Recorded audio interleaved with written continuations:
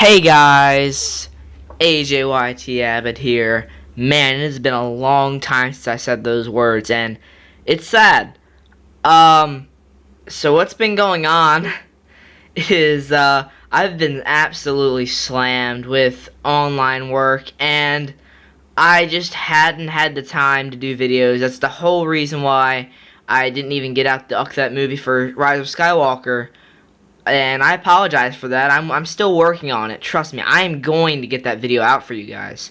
It's just been a long process because I've just been slammed with online work and helping out. You know, being home in quarantine is not the easiest thing for me right now. And I thought that would be a good thing because, you know, I could get YouTube videos done more frequently that I have to go to school, since I don't have to go to school. But it's just not going out well. But here we are here to review Impractical Jokers, the movie, finally. If you guys have not seen the movie, this review will contain spoilers. Let's get into it. The good about this movie, man, you really feel connected to the Jokers because as you watch them, you know, punk around with each other or just do things, you know, I mean, of course you have to have some background knowledge on the show and watch the show for a little while to really get connected to them because you see how great of a friendship these four guys have. Because they've been friends for close to 30 years now. So man, it's been a long time, and you can see that in them. The jokes that they do on each other, for example, the guys having a surprise birthday party for Murr inside of a club with strippers, or not with kind of exotic dancers, and then his nieces and nephews are there watching him getting grinded on by dancers. That was hilarious. And then you have certain things that, you know, Sal getting an updated tattoo of Jaden Smith on his right thigh, because he already has one on his left thigh if you watch the show.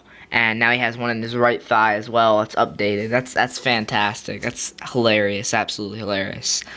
But yeah, it's certain callbacks like that to the show that's really, really good in this and shows how strong of a friendship and a bond these guys have. The punishments are just so insane.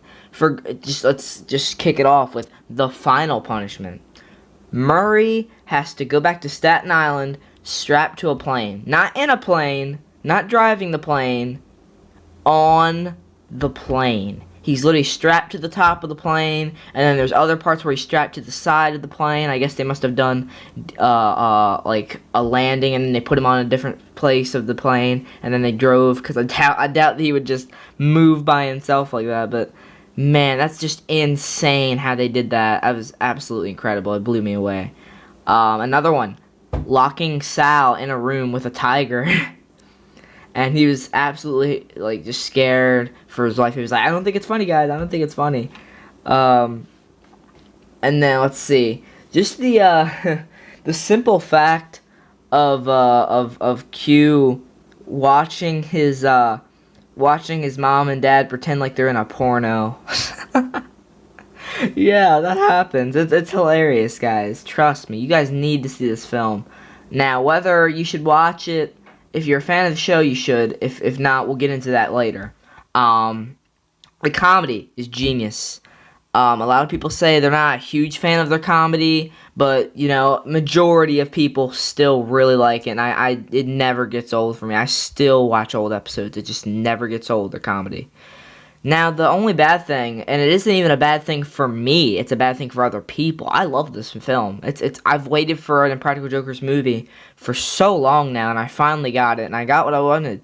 I got laughter, I got joy, and I got my four favorite Jokers, you know, just messing around, and, you know, with bits of story in between.